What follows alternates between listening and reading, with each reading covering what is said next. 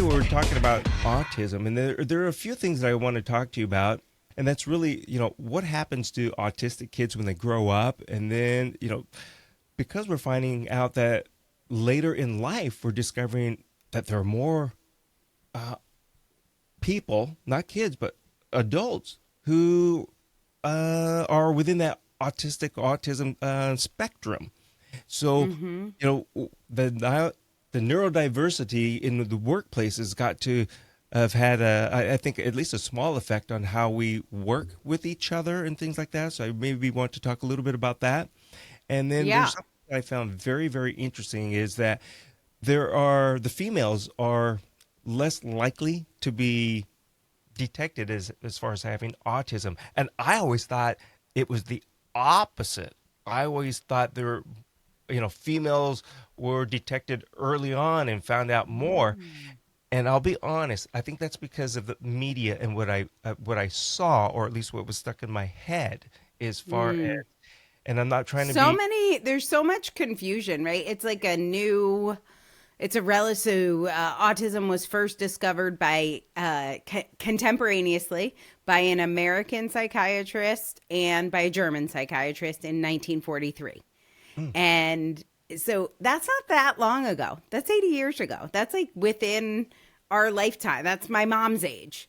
And so misinformation is a problem anyway. I'm sure there's misinformation about breast cancer, like pick the chronic condition, there's misinformation, but especially when it's something so new, there's so much confusion. There's the yeah. science is developing so fast, and why would you stay on top of it unless you had someone very close to you that was autistic? Like, you shouldn't be on top of the studies. I'm on top of the studies. I'm a late diagnosed autistic, so I know this stuff, but I think it's good to share because we are about 15% of the population. So that's a coworker, that could be your partner, it's definitely a cousin. You got a couple cousins that are autistic, I promise you. So just understanding the neurodiversity landscape, I think it makes everyone better citizens. You know, I want to ask you about that because over the past, I don't know, 15, 20 years or so, that we're finding more and more children, we're not talking about later in life, but more and more children are within the autistic or autism spectrum. Is that because the spectrum is getting wider and wider? Is that one? And two, is it because of possibly, you know, all of these preservatives and other things that we've been all of us. No, no, no, no. That's bunk science. There is. Don't confuse causation with correlation, right? So, Okay. so there are a few things that happen. Mhm. So, one of the things they'll say is the increased number of people with autism is because of older parents.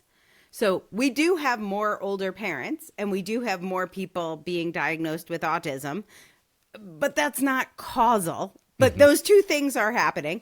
We do have more preservatives. Monsanto's insane. The food supply is wild. It's bad. And we are diagnosing more people with autism. Those things are happening contemporaneously, but they are not causal. Most kids that are detected, if they're detected using the new methods that we've developed over the last 10 to 20 years, will be caught when they're 18 months to 2.5 years old, which is when they're getting vaccines, happen at the same time. Not causal. We know it is not causal, just happens at the same time. And human brains get confused by that, Yeah. right? So it's like it just happened to happen at the same time, all these changes in society, but they are not causal. We know what causes autism. I'm going to give you the big news flash. Here it is. Brace Okay. yourself. Genetics. Oh If my. you are autistic, you have an autistic parent who has an autistic grandparent. I can help you identify them on this show. It's not that hard. It is similar to identifying your Italian American grandparent or your blue eyed grandparent. So we have all these stories and like, how can we figure it out? It's not that complicated. There have been autistic people since the dawn of time. We made the first stone tools. We invented calculus. You know how Copernicus was really annoying about, did the earth go around the sun or the sun go around the earth? Autistic guy. The crazy train guy growing up, autistic guy. Like, we We have been around forever. We just had a name for it in 1943. That's all that happened. We got You a know, name for it. the thing, it's, and again, I'm just saying it the way that I think everybody who does not have a friend or that does not know ni- neurodivergent people or autism, whatever, however you want to put it. Yeah, But kids, whatever. Yeah. we, we watch these movies and we've seen it, and you go, oh, autistic kid, because we're looking at the facial features, right? Right. So, and Right. we would listen to you and look at you, go, what does she mean that she's, Right. autistic? Yeah. So for instance, the Rain Man character, who's one of the most like famous autistic characters, he was the one who had like that incredible recall and photographic memory and stuff like that. He's not autistic. He is that character, however, is neurodivergent. So you could say on the neurodivergent spectrum, but Ah, that's not autism. yeah. Can I stop you right So, there and ask you? yeah. So, give us the definition, or what is that difference between autism and a neurodivergent person? Okay. So you know how some people, and I forget which one it is, but some people have earlobes that are split and some people's earlobes are attached. And when you were in biology class in high school, everybody went around and checked, and then you checked your parents, and one of your parents would have split, and it was recessive genes. And okay. What neurodivergence is actually something in your brain called mTOR proteins. It's mTOR. If you have more mTOR proteins, which is just like having a dangling earlobe versus a straight earlobe, whatever the weird one is, if you're blue eyed, the recessive gene, you have more mTOR proteins. And what mTOR proteins do for neurotypical people, like for the brown eyed people, is they prune your synapses. So, you know, when they told you growing up, you only use 7% of your brain and you're missing all this information. That's because your synapses are being pruned. Everybody's is, mine are, yours are. Everybody's synapses are being pruned. There would be too much information to take in. We'd be too overwhelmed. Because neurodivergent people happen to make more mTOR protein, they do not have the same synaptic pruning. They have less synaptic pruning. So autistic people on average take in 42% more information. Just with their senses, with their five senses, we're taking in 42% more information than neurotypical people because those synapses aren't being pruned. Now, you can look at that at two ways. You could say that's a defect or a deformity, and there is development now. We should get medicine that will do that synaptic pruning. That is possible. We can, in theory, fix it. Or you could say it's kind of like blue eyes. That would be creepy to fix. Like we could make all the 15% of the world that's blue eyed, we could make them brown eyed with this pill. Should we give them a pill? Or does it make the world more beautiful to have some blue eyed people and some brown eyed people? And then whatever, the whole spectrum of eye colors. So that's what neurodivergent means. It means most people, you know how bell curves work. So let's just say roughly 80%. Most people are going to have the kind of synaptic pruning that would limit that sensory input. And then the people on the edges of the bell curve are going to have more sensory input. And that changes the way we see the world. So, you know, a famous autistic person, that is Sherlock Holmes. And when you watch Sherlock Holmes or hear Sherlock Holmes stories, you're like, God, how did he solve that mystery? That was so cool. I didn't even see the feather on the floor with the crumb from the crumpet, like whatever. It's because he's autistic, so he has more information. And what I say is like, hey, that makes the world more interesting. I like blue-eyed people and brown-eyed people and green-eyed people and hazel-eyed people and gray-eyed people. Like, let's bring in all the people. So, but it changes your worldview. And it's also why people thought Sherlock Holmes was weird. It's why Sherlock Holmes becomes a drug addict, which happens to most autistic people. It's why Sherlock Holmes deals with suicidal ideation. He ends up dealing with the police, not just for his job, but in bad ways. That also happens because we are often misunderstood because we're seeing stuff that neurotypical people aren't seeing. Well, Now, there are co-occurring intellectual disabilities. There are co-occurring physical disabilities. That is not what autism is. So you might have Down syndrome. You might have another intellectual disability, but that's not autism. That's just a co-occurring condition. About 27% of autistic people also have an intellectual disability, and that can include being non-speaking. and I'm glad you said that because I think a lot of times a lot of people will mix those two up between autism and Down syndrome. We typically we look at what we see right in front of our faces, and also the way you're explaining things, as far as neurodivergence and people who are neurodivergent, all that information that's bombarding them, and like you said, we know people who are neurodivergent or who are famous people or people that aren't so famous, but we typically say that person's crazy. Right? And it turns out, like you said, there's so much information that's coming in because their neural synapses, it's not clipping things. They're being bombarded. And I think now I kind of, at least my fantasy of understanding it is that is why they are so smart, or they are very highly aware in certain senses. In some cases, And then also so dumb, right? Like socially, Sherlock Holmes Right. doesn't always make great social decisions. Yeah. Puts himself in danger, maybe puts other people in danger. Steve Jobs, Elon Musk, Einstein. These are all famous autistic people. Tesla, all famous autistic people. Jefferson, who were also not well liked in many ways. And where would our society be without them? And what if we could be a little more accepting? Yep. And I'm going to reference your Rain Man because, like I said, he was just kind of walking around. Then all of a sudden, whatever it was sticks 52, 52, 52. And it's like, what, how did he know? He just sees, they just see it. Well, so with little kids, when they grow up, I mean, what happens to the kid? So that's interesting, right? So now we understand neurodivergence a lot better. And a lot of the research I'm talking to you about is the last 10 years. Like this is new. This is happening now. And so schools have gotten so much better. Protocols have gotten so much better. Insurance has gotten better at recognizing and supporting supports in schools and out of schools, and IEPs and No Child Left Behind in America. All this stuff has happened. And so now we're catching more and more kids that we could have caught. We're catching all of our original studies in the 1940s were done on white, wealthy boys.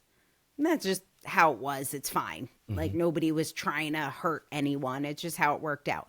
So we had all these studies and they weren't catching kids of color. They weren't catching women. They were often not catching queer kids. And a lot of that has to do with masking. So like if you know you're gay and you might get killed or hurt or shunned or not fed, you're going to cover up your symptoms differently. With women, same thing. Girls are socialized to be nice and be polite and behave. And so often they would cover up those symptoms, whereas the more privilege and the more power you have, so white boys, you would let your freak flag fly because you were less likely to starve. Right? So we didn't catch them. Now we can catch many more people, which is great. As we're catching these kids, and because we now know it's genetic, one of the questions that is asked in the screeners, first of all, your parents are interviewed and your grandparents are interviewed. So if you're like a 3-year-old kid, they're not going to ask you questions. They're going to ask for behaviors from your parents. And one of the questions they're going to ask, or many of them, will start to help you identify, oh, I must be the autistic parent. One of us or both of us are autistic, or maybe both of our grandparents or all 4 of our grandparents, but there is a recessive gene somewhere. And we know that. And so what happens is more and more adults are being diagnosed. Mm. And that means your coworker is showing up and they're asking for accommodations. They've been taught because their kid is getting these accommodations at school. They can use headphones, they can use a quiet room, they can leave a meeting if they're overwhelmed, or a, class meeting, school class, whatever.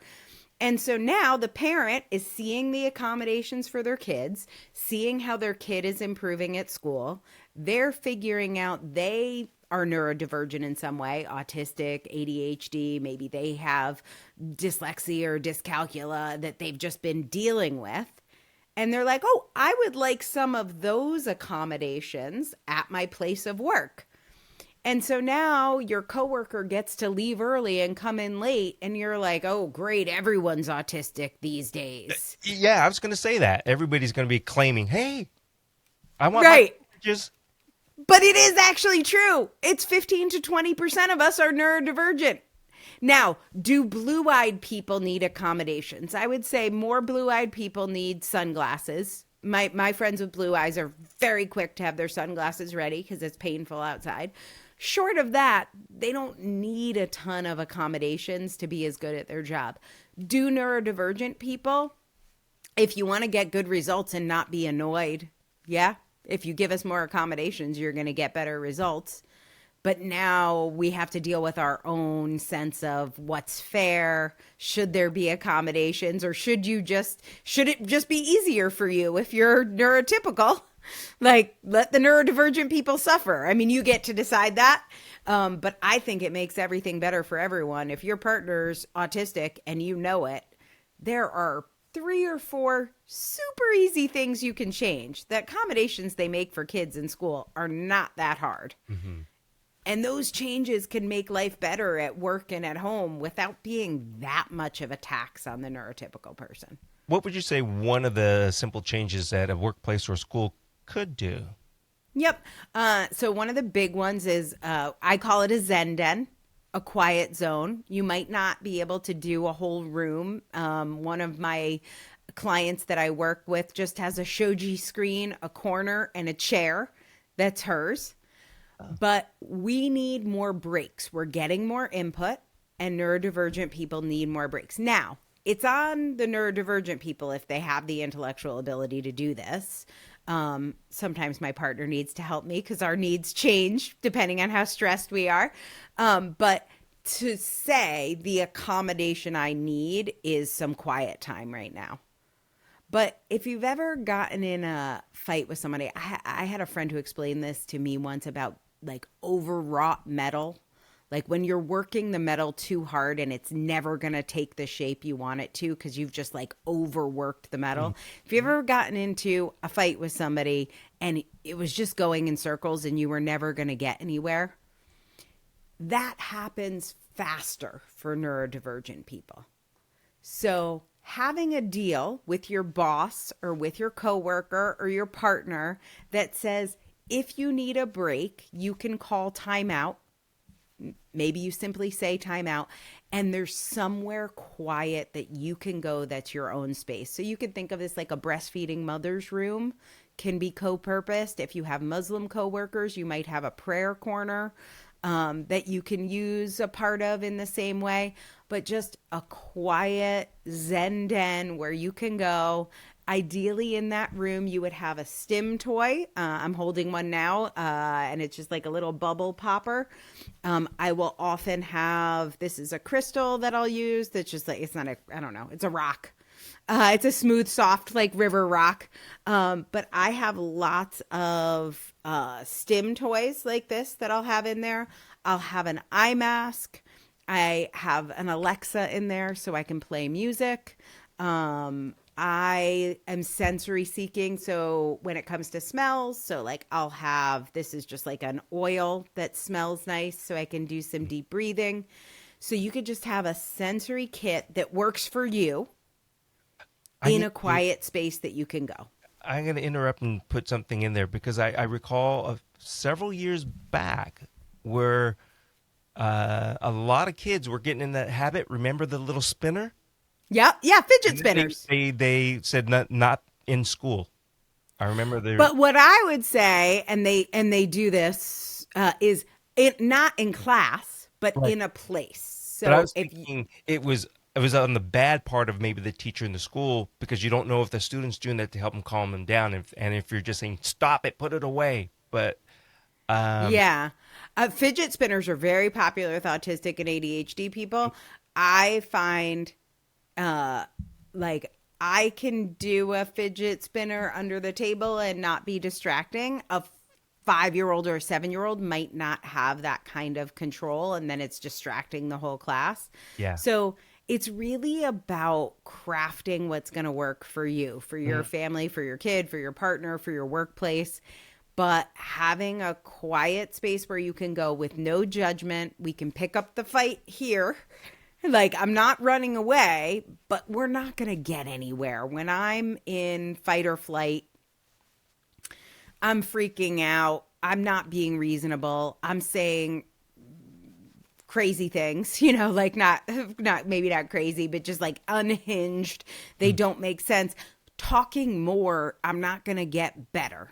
I am now too overwhelmed and I need a sensory break. So that's one really easy thing everyone can do, but requires a little bit of understanding.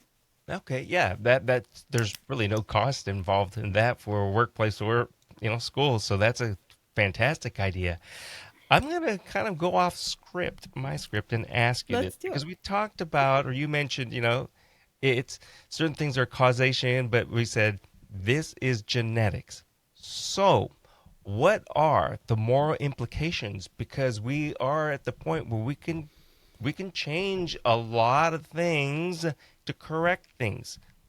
Do Yeah. we start correcting? Because if I'm 20 years old and I do these tests and I find out, oh, I'm on the spectrum of Or I what about in utero? We could find out if your baby's going to be autistic. so should we start correcting those things? Well, what do you think? Well, the thing is, initially I would say, well, yeah, we should correct those because we want everybody to fit in. But then again, on the opposite side is what happened, what you mentioned this too. What would this world be like if we made everybody fit in? All those geniuses, all those certain ideas wouldn't be there. And we Yeah. would be as we wouldn't be in this place today. Isn't that interesting? It Right. is. So, this is why I say autism isn't a disease. And Mhm. it's why I use identity first language. So, I say I'm autistic. I do not say I'm a person with autism. But if I had cancer, I would say I'm a person with cancer or I have cancer. I would like the cancer to go away. Could you please fix that for me? Or Mhm. I have heart disease. I don't want to have it. But I am autistic, and there are many downsides of being autistic. I can list them all day long. But if you gave me a pill to fix my autism, I wouldn't take it, and most autistic people would not take it either. About 80% of us say that we prefer identity first language, so we prefer to be called autistic. And we know that the people who are trying to be supportive and say person with autism, which is also saying fix autism, do the genetic editing, kill the babies, fix the adults with autism. That's what you're saying when you say a person with autism. Mhm. You're saying kill out our species. And we're saying, do you like bridges? We invented them. Do you enjoy calculus? You're welcome. Like, do you like computers? That was us. Do you play Pokemon? You're welcome. Like, Star Wars, would you like it to go away? Because it was built 100% by autistic people. The entire Industrial Light and Magic is an autistic company built for autistic people by autistic people, including George Lucas. Would you like to kill the baby fetus, George Lucas? Or Steve Jobs? How about Elon Musk? I don't know. Some days, like Yeah. it's a hard call because we don't fit in. But where would society be without us? Thomas Jefferson. Yeah. You ready to get rid of the Constitution? It doesn't happen without his special interest in France that is where his obsession came, his special interest in architecture. Those are autistic special interests. That's why the Jefferson Library is so incredible. That's why he was able to write the Declaration. Like, that is the magic. So I say great minds think different, and we need to learn to be a more diversity friendly society when it comes to our brains as much as we are when it comes to our bodies. Yeah. Well, you've got all the answers.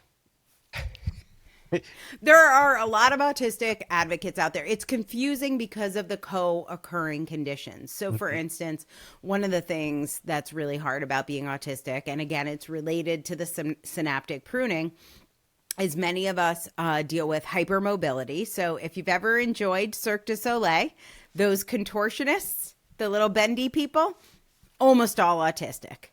Most circus performers are autistic, especially in that new style of like Cirque du Soleil, right? Yeah. And so that condition of being super bendy almost always correlates with something called Ehlers-Danlos syndrome, which is very, very bad. It kills people. And it is a horrible, horrible condition to have to deal with. So, do I want to cure EDS? Yes. Do I want to cure autistic people? No. If we got rid of autism, would we get rid of EDS? Yes. But I think we can get rid of EDS without doing that. So you opened up another little can, not a whole bunch more. But so, all right. So now I'm here. I'm listening to you, and I'm thinking, it's like, wow. Then I think I know all my friends. Just about everybody is neurodivergent. But it's then 20% of people. EDS, it's like, okay, so do they have a shorter lifespan? Yeah.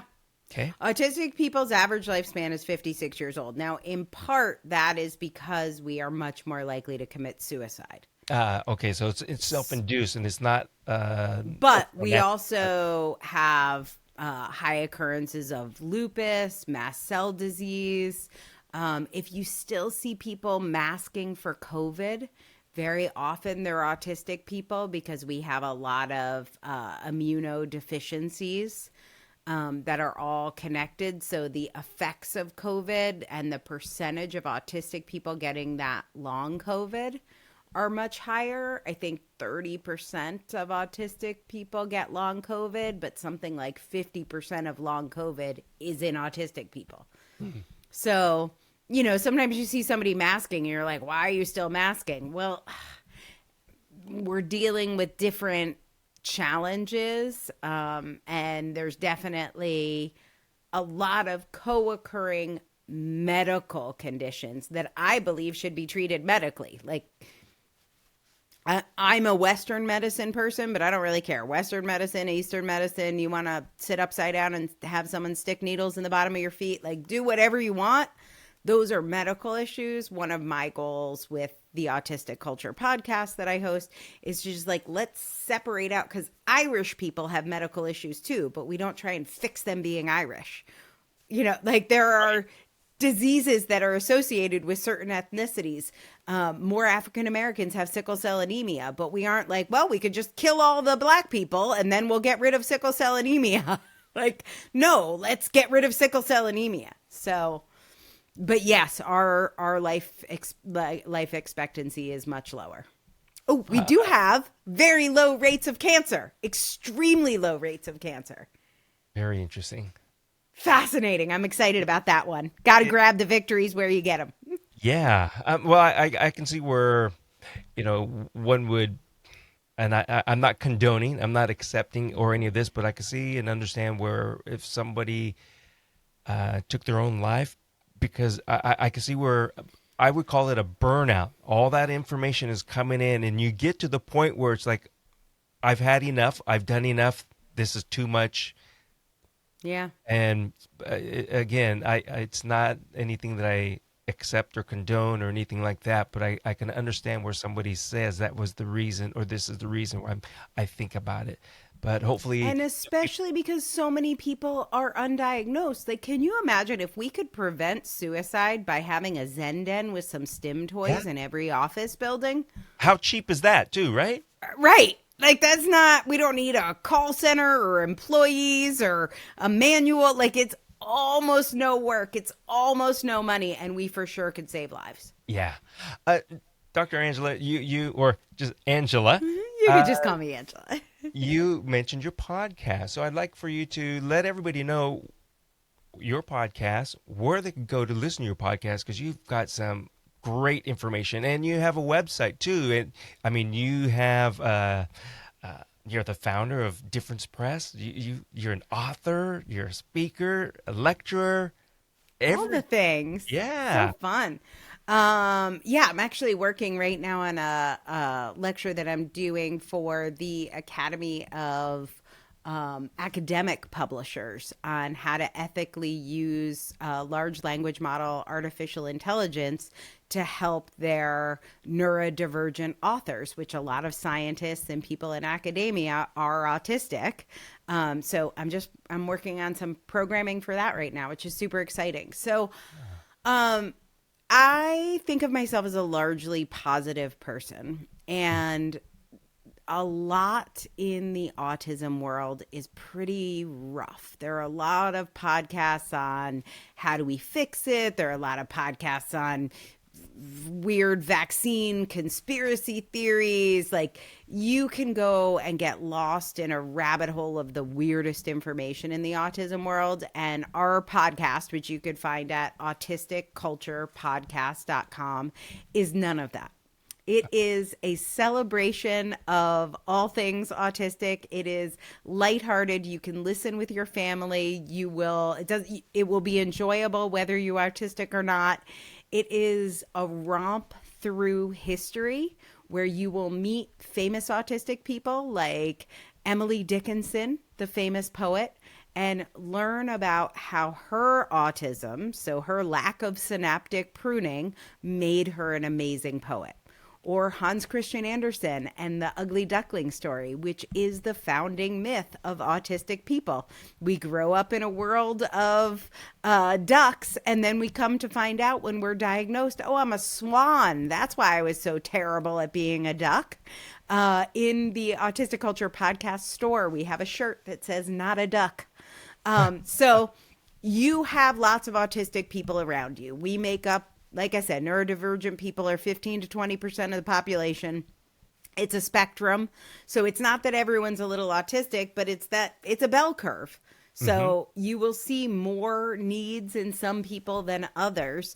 And our show is a fun way to recognize all the places that autistic people have been in history. Parks and Rec, that Dungeons and Dragons, like, you name it. So it's just a cultural exploration of where autistic people have made a contribution. And if you're walking around and you can think of Irish people or Italian people that have made a contribution to the world, we want you to be able to think of autistic people that have made a contribution to the world, like Questlove or Eminem, and enjoy what autistic culture has to offer. And then you could go figure out all the moral and ethical dilemmas that you brought up, but with a different lens, right? So then when somebody says, should we cure autism? Should we call people with autism instead of autistic people? Then you're thinking of it and you're like, oh, maybe I don't want to fix that. So we try and do it in a fun, lighthearted, entertaining, family-friendly way. Well, before we close out today, I want to find out from you, because we're talking about folks who are finding out that they are autistic later in their years. One is, how is it that they found out, and what can we do as far as tests go, self-test or going to a medical professional to Yeah, find out? amazing, amazing question. So, first thing is, many, not all, but many of the late in life diagnosed people are happening with that child to parent pipeline. So they were missed, especially women and especially people of color. I'm 50. So if you're anywhere over 30, you were probably missed in school because, again, we just didn't have that research then. And by the way, if you were born before 1943, 100% of people were missed, and we were still 15% of the population then. So the closer you get to today, the more people are being diagnosed, but it's still largely underdiagnosed. So that's the first thing. Then what happened is, because so many parents are figuring it out, they're out there making social media content about being late in life diagnosed. And there's some amazing books out there, and comedians. Hannah Gadsby talked about her late in life diagnosis in her amazing Netflix special. And so then people are seeing the checklists, and you can look up. I recommend looking up by your gender, and also your ethnicity might help, but checklist for women with autism, or checklist for people of color with autism. And you will see things. And if you're checking off half of them, then look for some testing. And I recommend doing 2 levels of testing. The first level is, there's online tests. You can find them on our website, but Embrace Autism is one of them. So you can take these online tests. They're not perfect and they're not complete, but the reason to get a professional diagnosis, which is what my co-host Matt does on the Autistic Culture podcast, the reason to get a professional diagnosis is if you need accommodations at work, and it would be helpful to the size of your company to go in with a formal diagnosis to your HR department. It will be the ADA, the Americans with Disabilities Act. They are required to make reasonable modifications for you. You will also need that for an IEP for your kid. If you are thinking you might need to go on disability, you will need an official diagnosis.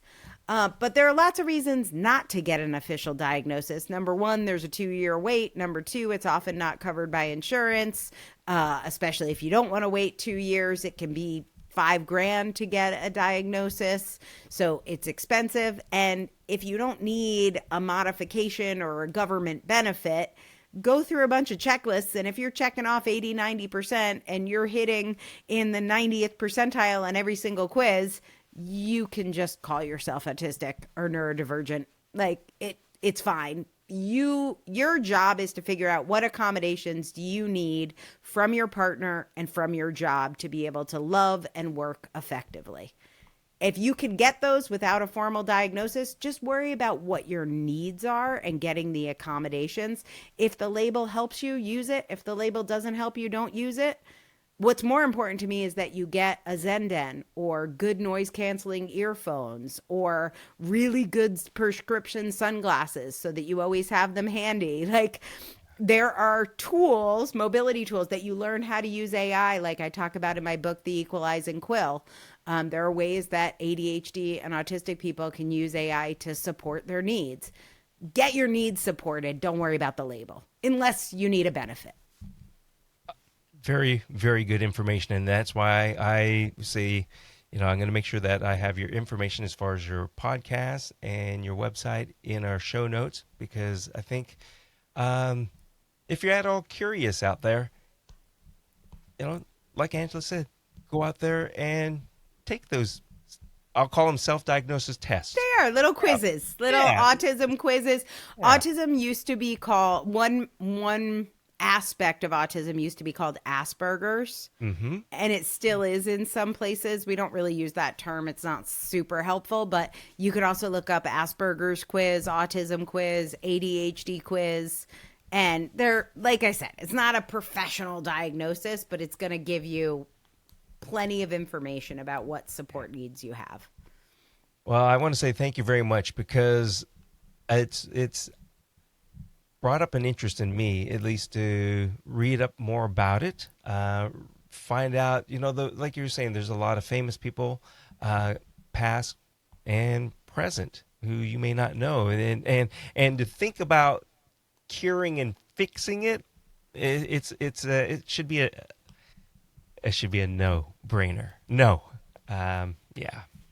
So well, that's my vote, Chuck. Thanks for hearing me out. There's a lot of other opinions out there, but I love autistic people, and the Autistic Culture podcast is just a celebration of that love.